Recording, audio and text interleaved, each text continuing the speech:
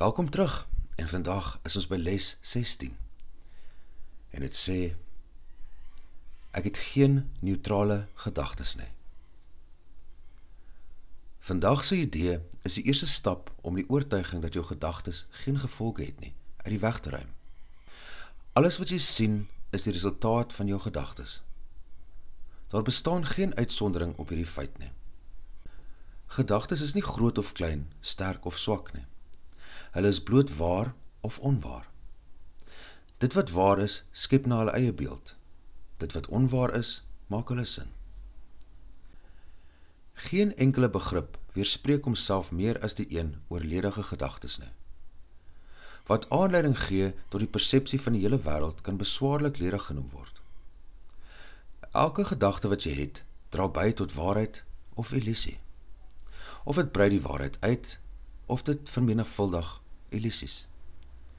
Jy kan inderdaad niks vermenigvuldig nie, maar jy sal dit sodoende ook nie uitbrei nie. Na jou erkenning dat gedagtes nooit ledig is nie, is dit vir verlossing ook nodig dat jy erken dat elke gedagte wat jy het, jou of vrede of oorlog besorg, of liefde of vrees. 'n neutrale resultaat is onmoontlik, omdat 'n neutrale gedagte onmoontlik is. Daar bestaan 'n groot versoeking om vreesgedagtes af te maak as onbelangrik, onbenullig en nie die moeite werd om jou oor te bekommer nie. Dat dit noodsaaklik is dat jy insien dat hulle almal ewe destruktief, maar ewe onwerklik is.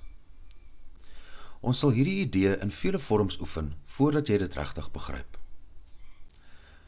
Wanneer jy vandag se idee toepas, ondersoek jy jou geestesdenke eers vir ongeveer 'n minuut lank met geslote oë en probeer bewustelik geen enkele klein gedagtetjie oor te slaan wat neig om die soektog te ontwyk nie.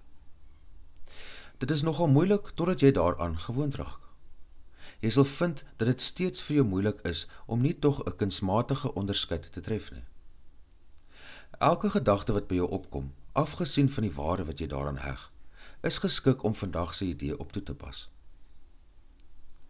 Herhaal tydens die oefenperiodes eers die idee vir jouself en hou elke gedagte vas soos dit jou geestesdenke te binne skiet, terwyl jy vir jouself sê: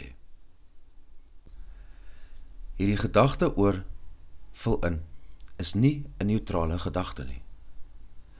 Daardie gedagte oor vul in is nie 'n neutrale gedagte nie. Gebruik vandag se idee soos gewoonlik wanneer jy ook al bewus word van 'n spesifieke gedagte wat ongemak veroorsaak. Die volgende vorm word voorgestel vir hierdie doel.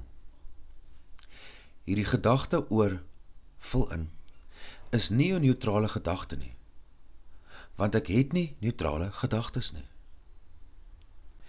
4 of 5 oefenperiodes word aanbeveel, as jy hulle relatief maklik vind.